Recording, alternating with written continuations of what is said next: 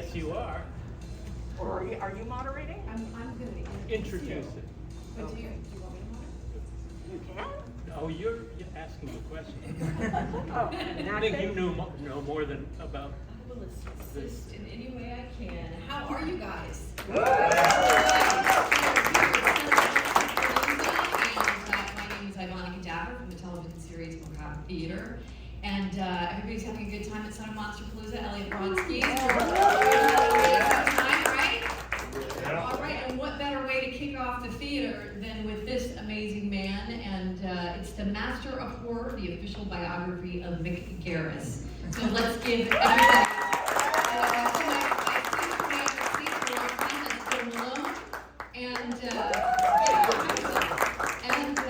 Yes, so Master of Horror, Mick Garris created the anthology series Masters of Horror, which gave each of its legendary directors, John Carpenter, Joe Dante, Tobe Hooper, John Landis, Stuart Gordon, and many more, Bill Malone.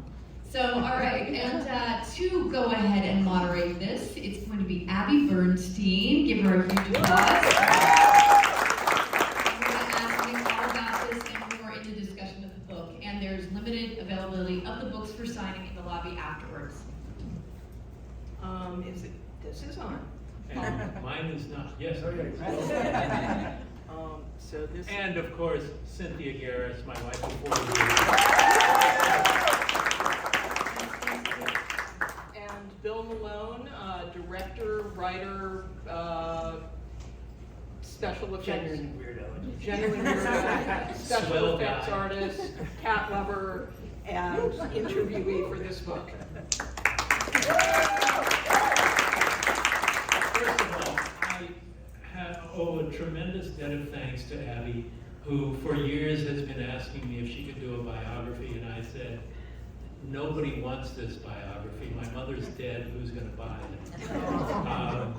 But I said, if you can find a publisher who wants to do it, of course. I've known Abby for longer than I've known Cynthia. And so, just barely. So she actually found a foolish enough publisher to do this, so that's what brings us here today. Yes, I think Mick said yes in the certainty that I would never find a publisher, because his reaction when I said I found one was, "You what?"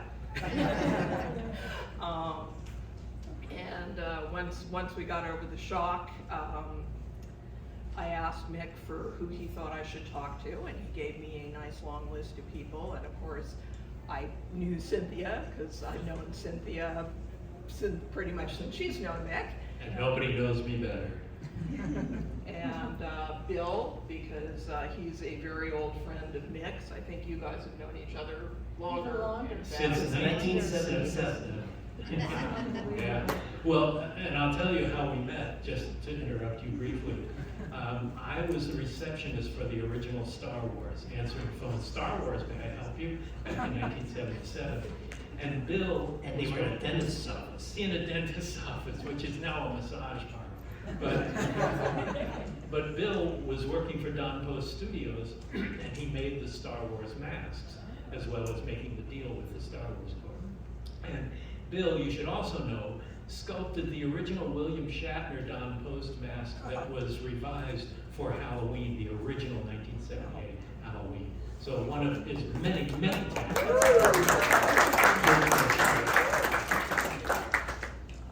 Yes, Bill made the original Michael Myers mask before it even was the original Michael Myers mask. That's true. I remember that well.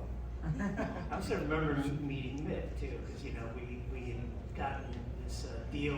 We were actually, Don Post Studios was the first licensee of Star Wars, and we got sent this catalog and had all these pictures, and we're telling Don Post that I don't know if this movie's any good, but it's going to make a lot of money and it's going to be very successful. These are great characters, and we need them. So we got the first license ever for $1,000 on Star Wars. And so, as part of it, I would go over to see Mick And Charlie Lippincott. at Charlie Lippincott's, because he was doing publicity and answering phones, and we just started a conversation and been friends ever since. We hit it off. We have a lot of mutual cultural touchstones in common.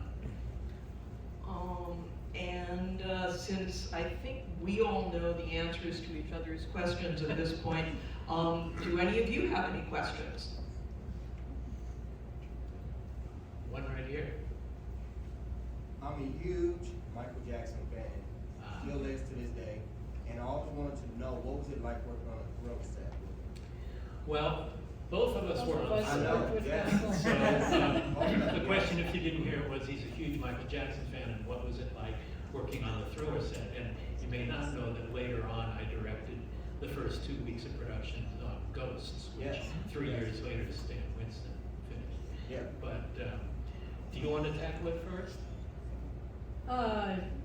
Yeah, I spent I think 3 full days in zombie makeup working on Thriller, and it was absolutely incredible. I got to watch him sometime after midnight dancing down the street singing to Ola Ray, and all of these people in disgusting zombie outfits, and it was shot right near Farmer John's what is it called? Slaughtering house south of downtown. So there's this smell in the air that matches what the zombies look like.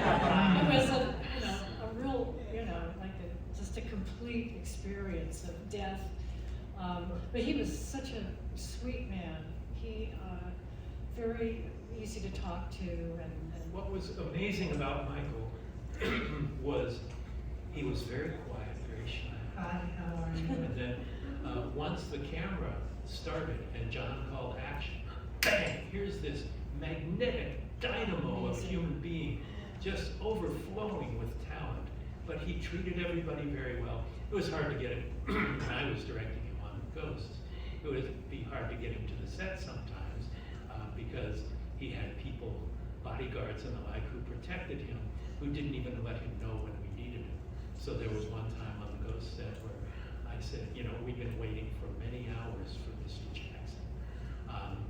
And I went to the trailer and said, look, I'm the director, let me talk to Michael. And they said, well, wait a minute. I said, please, I need to talk to Michael. And when, hi Mick, what's going on? And I said, we need you. Oh, nobody told me. And then, bang, once again, Mr. Tough Showbiz, Michael Jackson, who was also very funny. He would call, I'd get a call at midnight saying, Mick Garris, please. Or no, it was more like, could I speak to Mick Garris, please? And I said, this is Mick. And he goes, gotcha. There's the brief Michael. Oh, and Bill. Since you were talking about Michael, I have a strange story. I did a movie called House on Haunted Hill, and right after that, I got a call from Michael Jackson's people, and they wanted me to meet with Michael. And I remember going up to it was the Black Tower, not the Black Tower, but the hotel there. What was it? The Sheraton Hotel at Universal. And he had the top floor, and I remember getting out of the elevator, and I expected to see an entourage, and there was just one guy, and the entire place was just empty. And they took me back to this one room where Michael was, and Michael wanted me to direct him in a film version of Edgar Allan Poe as an action hero. Okay? And they sent me the script. It was so wacky. I said, yeah, sure, why not? Anyway, but it never happened because of the stuff that went on with Michael right after that. Which happened 2 weeks into shooting on Ghosts, where everything shut down, and all of the sets were shipped to Tokyo to shoot there. And they built them to shoot there. It never happened. But 3 years later, when I was about to start shooting the Shining miniseries, Michael called and said, "You gotta believe, it's gonna be great. It's gonna be fantastic." I said, "Michael, I have to start." And Michael works on a clock that's painted by Salvador Dali, so it's flexible. But it was an amazing experience to work with the guy, and I treasure that time. And for whatever has gone on in his personal life and the like, it did not effect in any way, or I had no knowledge at all of anything like that. I couldn't imagine anything like that. The only people who know what went down were the people who were there. So, but my experience with him was terrific. And anyway, we have a lot of ground to cover. When you went to Japan for Masters of Horror, did you check to see if those sets were still there?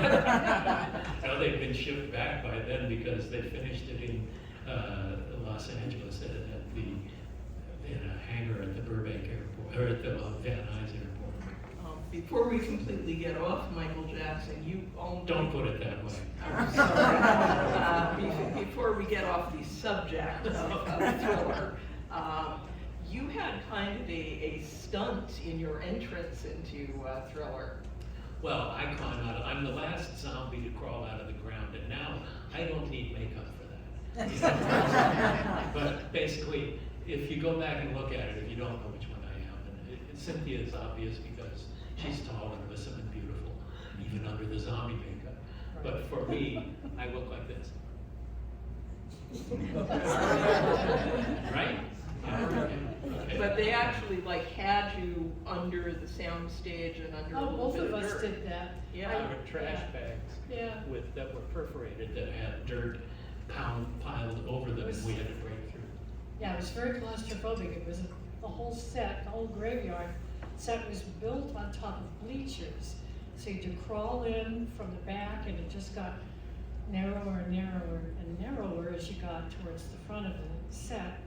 And yeah, just had to tear open this trash bag and climb through the dirt.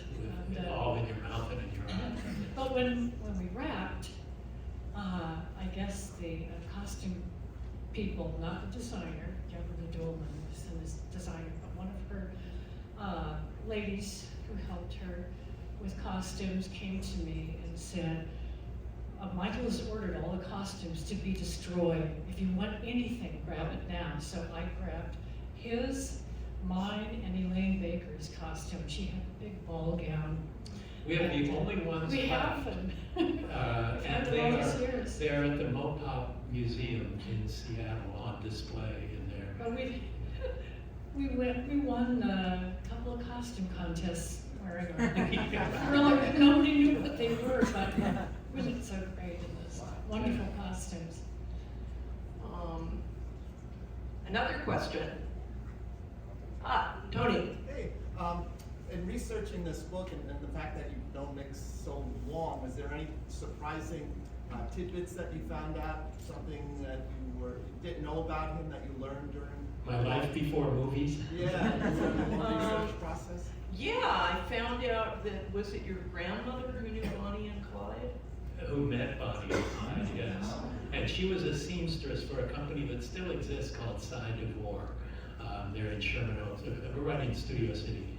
But my grandmother was a seamstress, and she worked for Vincent Price. She worked for Lon Chaney Jr., doing all kinds of things in Hollywood. So she had a connection to Hollywood that I didn't, and my parents didn't. But I grew up in the San Fernando Valley, and yeah, Nana was a character. I found out that Cynthia was in fear of her life at one point in The Shining. We were afraid that the light was going to drop into the bathtub. Cynthia was the woman in room 217 in The Shining, Yeah, for those who don't know. not the Kubrick one, the better one. The The one good that looking followed the one. book, the one that Stephen King wrote the script for. Yeah, I had to get in that lovely tub full of goo and notice that there was a huge light just clamped and leaning right over the water, just right about there. Just begging to drop in an electrocutor. I know. So I just asked for you to send 2 stagehands over to hold on to it. So no accidents. And also, I mean, I sort of knew this, but I didn't know it in the way I know it now, how much everybody who has worked with Mick loves Mick. I mean, literally everybody asked to do this book was like, Yes, I love Mick. What wonderful things can I tell you about Mick? Oh my God, he's the best. That's enough. Even, Well, Mick is a very generous guy, you know, and I've known him all these years, and, you know, I think when I did Masters of Horror, you know, it was just a wonderful experience because Mick was the producer on the show. Of course, did the episodes himself, which were great, but he let me basically do whatever I wanted to do, as long as I came in on time and my budget was there. That's a big gift. But also, I remember one time I was looking at the script and we had a scene coming up, and I said, "We need more dialogue." And I said, "Mick, I don't have time to write this, you know." And I said, "Can you do this?" And he just knocked it out. Like, this is the fastest writer I've ever seen. I'm so jealous. It takes me 6 months to write a screenplay.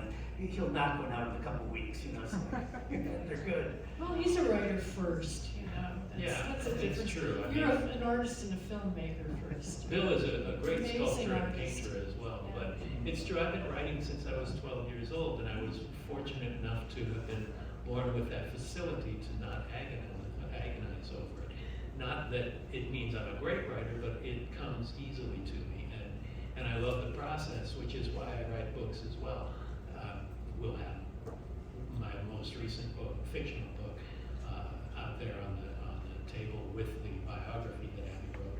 But it's why I write books, because there's nothing between me and you but the page, whether it's paper or digital or whatever, or it's screen.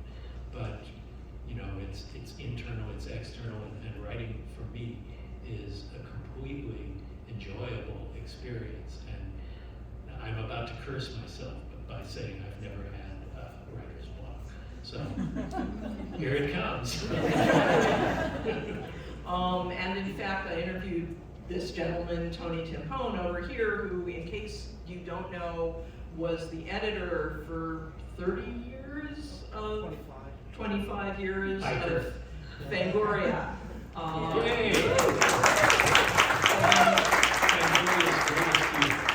And is now the editor of the upcoming new horror quarterly called Horror! Which is coming from Congratulations. publisher which is coming from publisher Dave McDonald, who was the editor of Starlog for Forever. yeah, a long time. So Tony is doing that now, but I interviewed Tony about Mick, and Tony was, you know, talking about how Mick always invited Fangoria to his sets, always gave Tony the heads up on whatever was happening. Plus, I knew Tony when I was a publicist, when I was doing specialized publicity for first Avco Embassy and then Universal. And so our relationship began well before I was lucky enough to make a living as a writer and director and then producer. So Tony and I are real friends, not Hollywood friends. But Mick had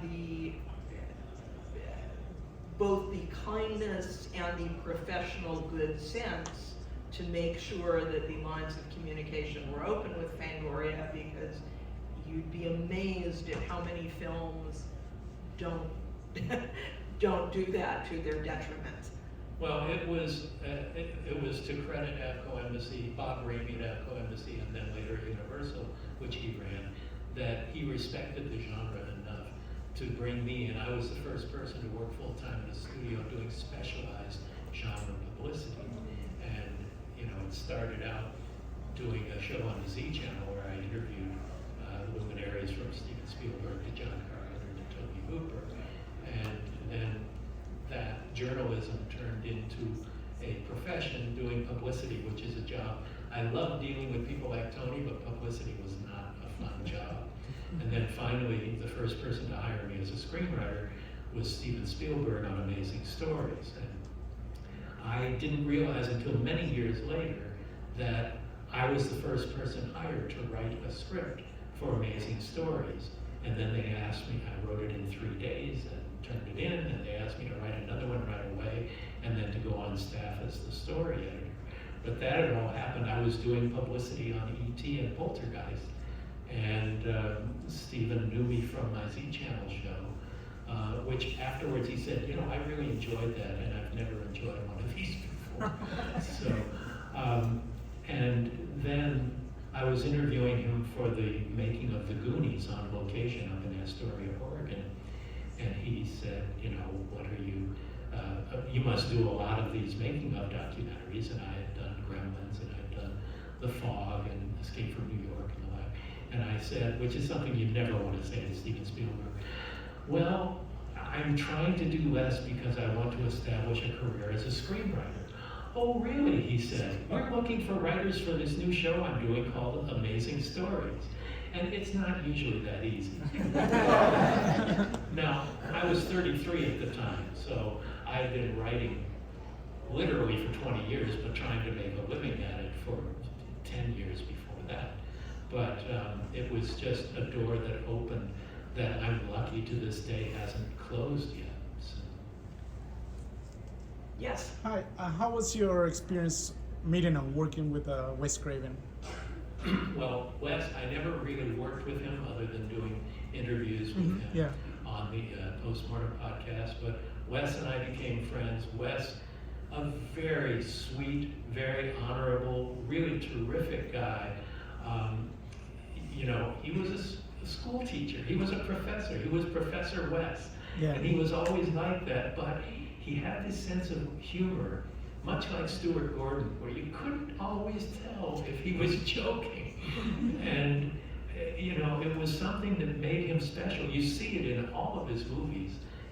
Every one of them has humor in it that you're not quite sure if it's supposed to be funny or not, and it's really fucking dark sometimes. But that's what made Wes special. And, you know, the Nightmare on Elm Street was such a groundbreaking film, and then Scream was such a groundbreaking film. You know, he was somebody who could reinvent himself, and I really treasure having had relationships and friendships with some of our lost heroes. You know, Toby Hooper and I were very close friends, and Wes and Stuart Gordon and Larry Cohen. Do you want to tell the Larry Cohen story? Tell the story. Maybe you better tell that. Well, Anyway, it's, You're here. you know, I was wondering, you know, Larry Cohen, we'd seen Larry, this is just before he passed away, we'd seen him maybe a couple of weeks before that at it was a book signing, I think it was. Yeah, at Dark Hill. And he looked great, you know, and we heard then a little later, a week or so later, that he had gotten really ill.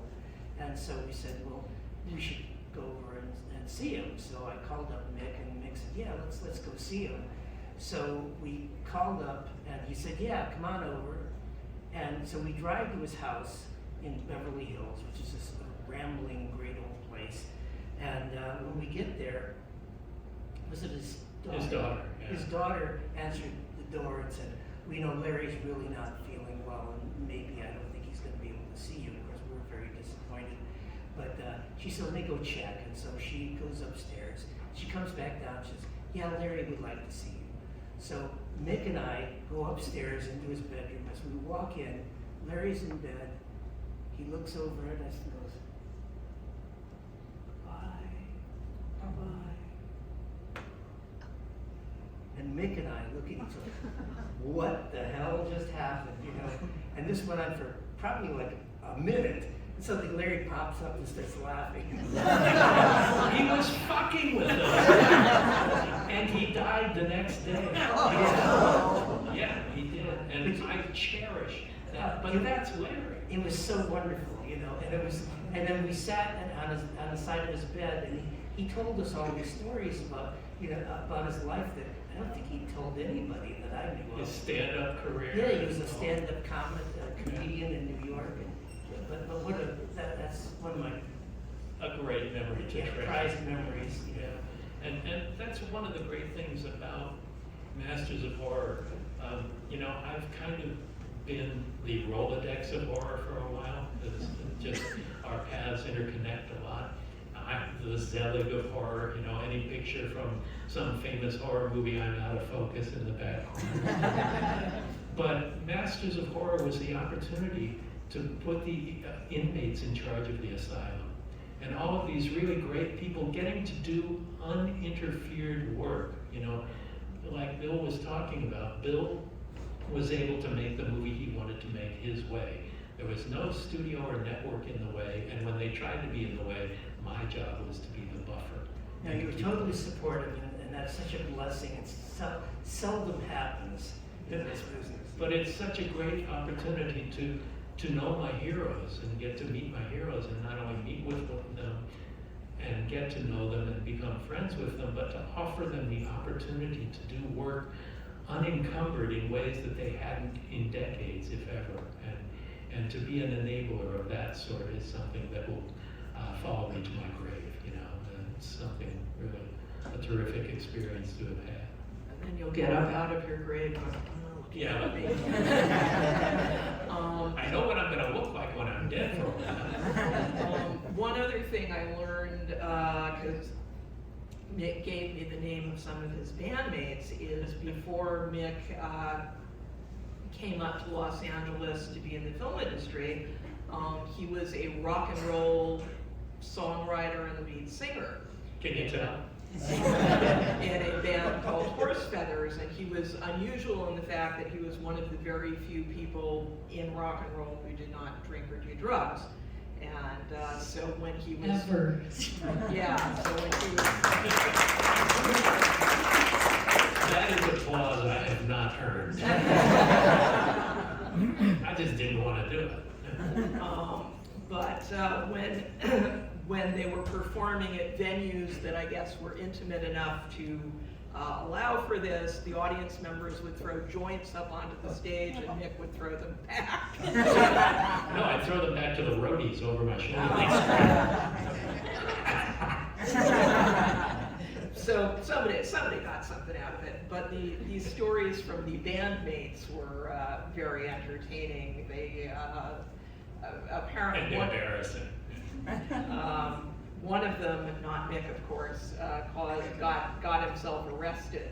Bill Burney, yeah. Yeah, at one Who point. wrote the theme music to the podcast, the Postmortem podcast. Friendships never die. But you know, even if it was somebody who had worked with Mick twice years ago, I mean, I called Robert Carlyle's publicist and said, would he like to do an interview for this book? And Robert Carlyle doesn't know me. I mean, like Bill, I just called and said, hey, I'm doing this book about Mick. But if you don't know who Robert Carlyle is, he was Rumpelstiltskin on Once Upon a Time, and Mick directed 2 episodes of that, including the episode where Belle dies, which was It's very a fan favorite. yes, and was unexpectedly meaningful to Mick. Well, the don't most think you emotional would- scene I've ever directed is in that episode. If you're a fan of the show, you probably know it. It's called Beauty, but you know, Rumpel doesn't age, and Belle does. And the dying scene that we did was profound for me and everyone in the crew, and on the set, and me. We had tears running down our faces as we shot that. That never happens. And that was an experience. I thought, do I want to do episodic television, just jump in and do other people's shows and like, and I've had a great time on virtually every one of those I've done. Not much, but that one in particular was an amazing experience. Well, I thought I'm just gonna throw this out there because I know it was meaningful to Mick, and they got back to me in 15 minutes and said, oh, Bobby would love to talk to you about Mick's book. He loves Mick. And he got on the phone and said in his, because Mr. Carlyle is Scottish, and when he's not performing, he has an accent that you can't hack with a machete. Mick! So he talked with great ecstasy about how much he liked working with Mick and how thrilled he was that Mick consented to look at Mr. Carlyle's film directing debut, which is a very dark murder comedy called Barney Thompson. Yeah, and he is a terrific director. The movie's great. But I'll tell you, after we shot that death scene, Bobby went to the producers and said, if you cut 1 second of this, I'm quitting. That doesn't happen often. So that was interesting. I talked to Mick's sister, who told me that he was a duplicitous babysitter, because he would blackmail her to not tell mom X, Y, or Z, and he'd get what he wanted, and then tell mom anyway. I do I didn't that. know that.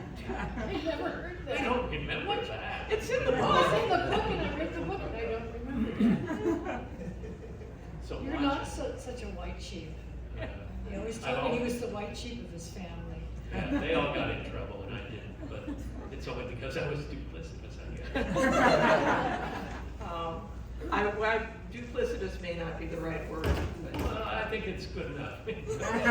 So that was something I had neither known nor suspected. It's better than evil. I don't think it rises to the level of evil. Okay. Save that for Halloween ends. Evil never dies. Yeah. Anybody else? Oh, yeah. So, just looking at the list of these legendary directors you've worked with, I'm convinced that the 70s and the 80s was just some of the best time for horror movies. So, what is your favorite time period for horror? You know, I think there's great stuff out of all those times. I would say overall the 80s would be my least favorite because of the vast number of shitty slasher movies. But there was great stuff in the 80s as well, like The Fly, like Critters 2.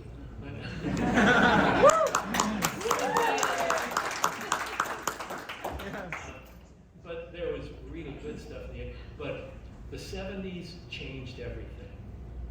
It made everything real. It was mobile. You know, you could shoot on 16 millimeter. You could make a work of art like the Texas Chainsaw Massacre. You talk to somebody who's not in this room or in this convention about Texas Chainsaw Massacre. If they haven't seen it, they don't want to because it sounds so lurid and trashy. Yeah. It's a masterpiece, and no one has replicated its brilliance. And there have been a lot of people trying. But the era of Texas Chainsaw Massacre and Alien, The Exorcist, yeah, you know, the 70s, Halloween. I mean, it was a very heavily laden decade that I love. The 90s was great as well, you know, and it's a great time now. It's just harder to find the great stuff. But you see a movie like Ty West's Pearl, I think is a masterpiece. You know, it's a really wonderful, and you don't need to have seen X to appreciate it. But there's been a lot of really, really good stuff out there. And I don't want to be one of those people who lives in the past. You know, I want to stay current with what's out there. And, you know, good, bad, or indifferent, I want to see the good stuff. But I don't think a decade can completely be defined in that way. So I've got favorite movies that go back to the 30s. So. Anybody else? Yes. I read the book of the Don Pasquale, the true indie, and you gotta have the big gathering of the master of horror, kind of big dinner party, right? Before, and you know, he's writing how exciting gathering like that, but such a kind of gathering is still going on, or how do you communicate each other to make everything better? The question is, do we still get together and do the Master Sport dinner? How do we keep in touch? Basically, we haven't had a Masters dinner since before the pandemic. And it started getting a little out of hand because, you know, people would say that I'm responsible for it, that it was my dinners and the like. I just organized it and made the reservation and stuff, but people were constantly asking if they could come to the dinners. And we had, I think the last one, we had 35 horror directors, and it's, you know, nobody's bringing their partners or things like that because we just want to keep it intimate and in ways that everybody can speak freely with one another and the like. So basically, we keep in touch more on an individual level, and it's kind of exhausting when there's 35 people in a room together and the people you most want to talk to are in that other corner, you know. you try and jump around and see everybody, but How many were at the first one? I can't remember. 12. there were 12 at the first dinner. Yeah, it was you, me, John Landis, John Carpenter, Toby Hooper, Stuart Gordon, Wes Craven, Guillermo del Toro, and Joe Dante. And Bob Burns. And Bob Burns, yeah. So that was our first Masters of Horror dinner at, what's the name of the restaurant in Sherman I Oaks? remember it closed years ago. It's a French, no, it's open. It's still open? Yeah, but it's got a French name. Anyway, that was We we have to did. teach something. There was something a little bit like it at Mick's most recent birthday party because Yeah. it wasn't a Masters of Horror gathering per se, but there were a lot of Masters of Horror. And we went to there. the Smokehouse, which is where we've done the last several Masters dinners. But it was different because it was a birthday party. There were a lot of the Masters there, including Bill and Cece. Yeah, that was great. That was great. But it was also my bandmates were there, my surviving bandmates, and members of my family, surviving members of my family. And it was. That was great. It was great. Unbelievable. Yeah. The best, probably the best birthday I've ever had by far. And Cindy put that together for me. It was a special one. Ernest Dickerson was there, Yeah. Joe Dante was there, so it was. Peter Medak. Peter Medak was there. So it was kind of like a Masters, the series Masters of Horror reunion. Because they were all people who had directed Masters. Any questions about the Stephen King project? He's had his hand up Oh, 3 no. times. I'm on your side. When the lights are right. So obviously you have a huge affinity for Stephen King's work in general. There we go. And so I just had a question about like kind of like what drew you or what draws you to Stephen King's work, and then also just maybe the like challenges or anything you face like adapting something like his books to, especially like a miniseries format and so on, or even TV movies, etc. Well, the affinity I have for the work of Stephen King, we both come from similar backgrounds. Our parents split up at an early age and were raised by a single mother. We were not brought up in families of wealth, to put it very minorly. But, we grew up in blue collar families, and we both, he's several years older than me, but not that many. But we both had the same cultural touchstones of The Outer Limits and The Twilight Zone and Ray Bradbury and Richard Matheson, and all of those things in common that I was deeply passionate about. Again, from the time I was 12, that stuff was available to me. So we met and found out we really get along well. He's been on several of our sets. He's written the scripts himself to like The Stand and The Shining miniseries and some other things we've done together. There was Sleepwalkers. Sleepwalkers, the first King Garris collaboration, and you notice that's the proper order. But the difficult part is the responsibility of being true to the original material, but also making it a movie, because they're different medium, and you can fuck it up by changing it too much. The closer you stay, as long as you keep it cinematic. And an example of the most difficult was writing the book. The good news that very few of you have seen this, I'm sure. It's a Halloween movie. That's right, it is my Watch it, other it's great. Halloween movie besides Hocus Pocus. My favorite Mick Garris movie. Thank you. But what was difficult about it is it's a 30-page short story, so there was a lot of room to turn it into a feature. And there's so much about fiction and the written word that is internal, and films are by their very nature external.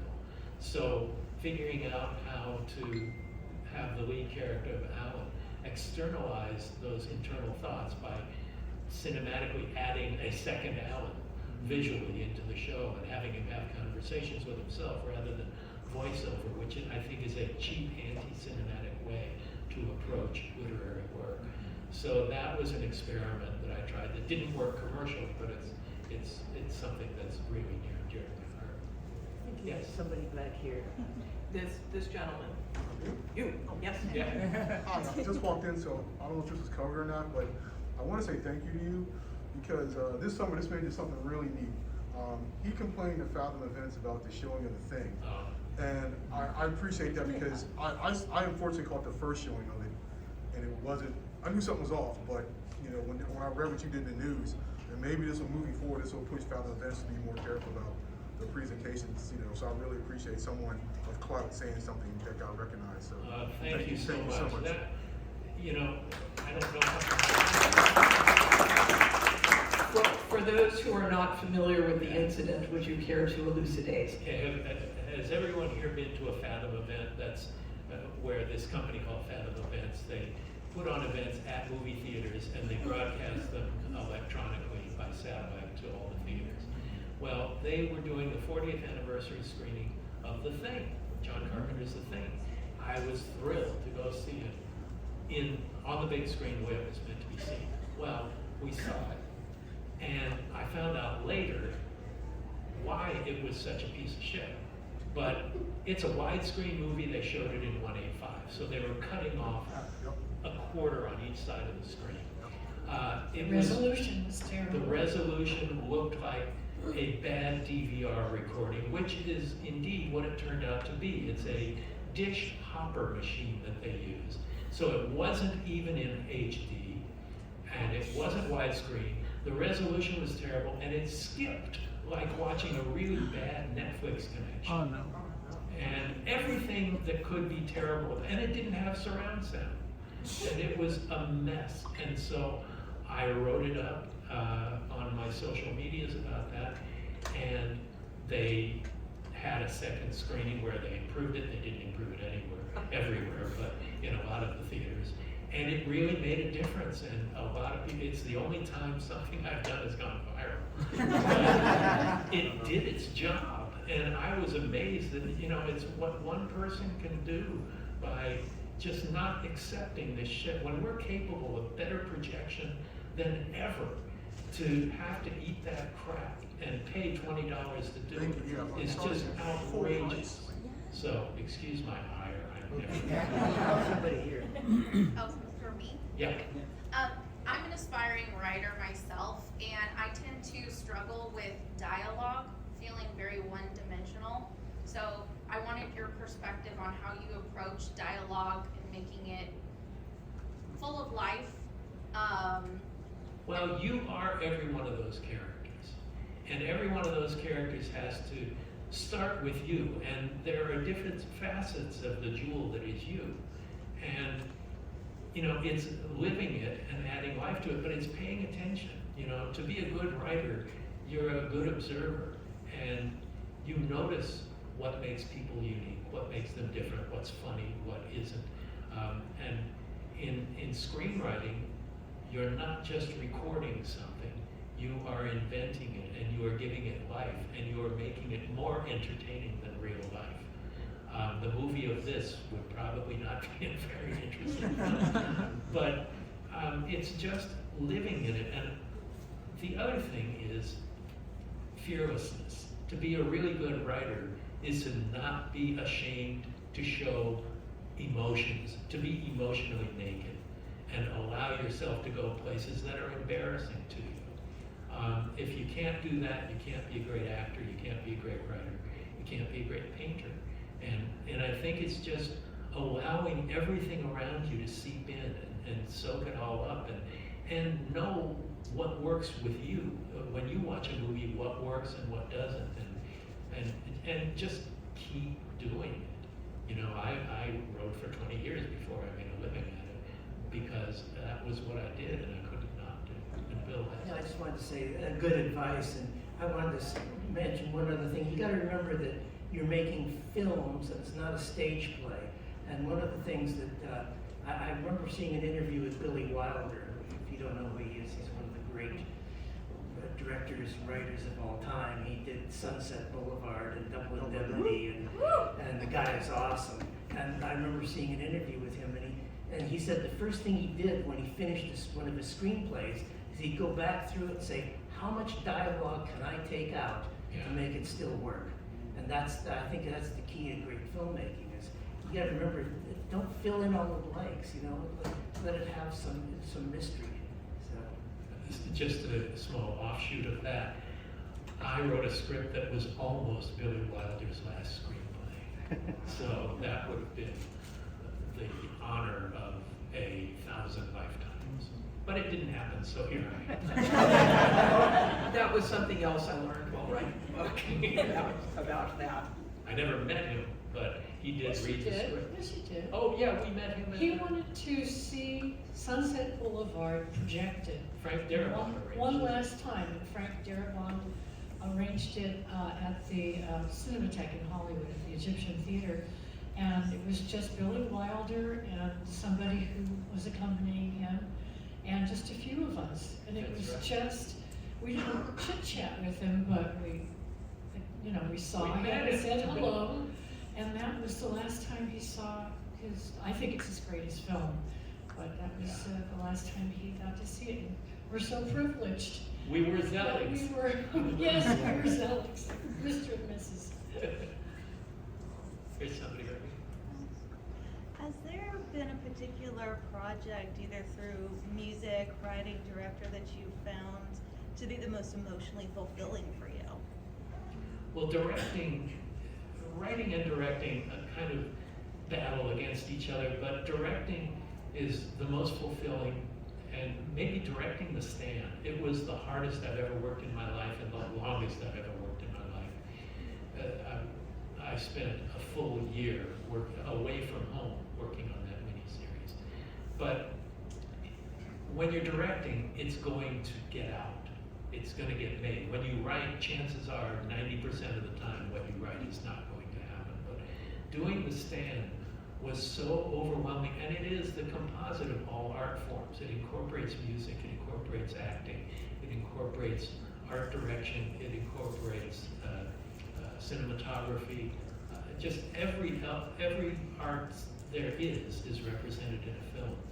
And working with Ruby Dee and Ossie Davis and Matt Frewer and Gary Sinise and all these amazing people, and we all made something really special together that we were all incredibly proud of, and became the highest rated miniseries in history. Everybody saw it, and in my experience, not everybody sees everything you do. Considering Riding the Bullet as the antithesis of The Stand. But yeah, The Stand would be the one because it was so well received and such a massive hit and such a big swing because nobody had ever done anything like that before. An 8-hour primetime miniseries in many sweeps based on the biggest selling horror novel. And television never did horror very well. And that was the one I feel is the biggest achievement. Yes, Jack Miguel Ferrer. Miguel The Ferrer, late I left out a and lot. great Miguel Ferrer. Yeah. And Cynthia Garris. And Cynthia Garris. Yes. Blows up real good. Did blow up. She blows me in every one of his movies. Only 4 I would times. say. Yeah. Did the 2 quick questions. They probably been asked already, but I came in late. One, will Masters of Horror get a 4K release? And then Will Masters of Horror get a 4K release? And also, is it true that Stephen King is not a fan of Kubrick's Shining? So I want to hear from those. I think it's very well known that the reason we made the Shining miniseries was because King is not a fan of the Kubrick film. That I can validate. There is a quote in the Mick's bio from Stephen King which says, "Fuck Kubrick." He actually said that on my podcast. Will Masters get a 4K? I hope Masters gets a 4K. The only Blu-ray that's out is 1080i, not even 1080p. And it's entirely up to Anchor Bay if they exist anymore. They don't know. I think we're running out of time. Yeah, I think last question, anybody? There's one right back there. Yes?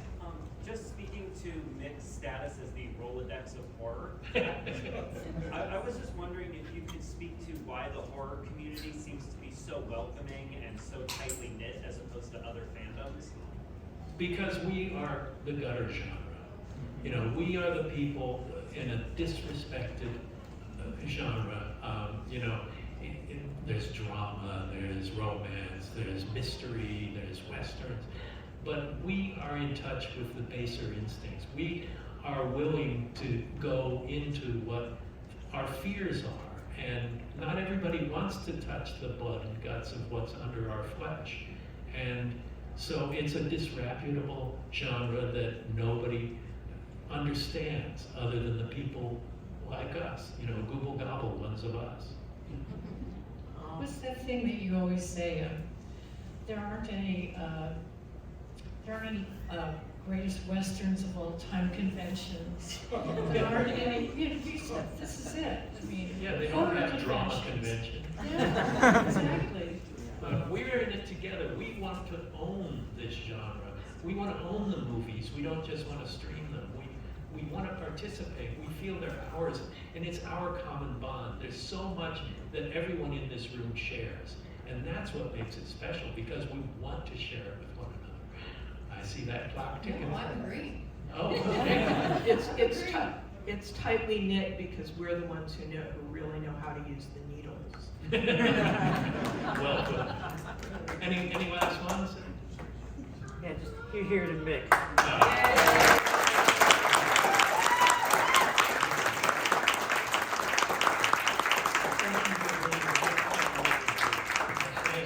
Everyone, please, our special guest was Bill Malone.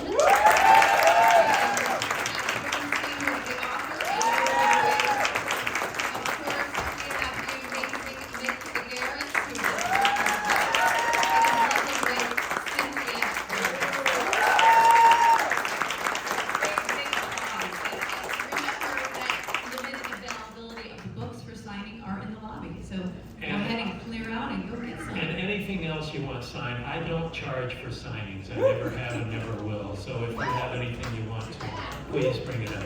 Thank you.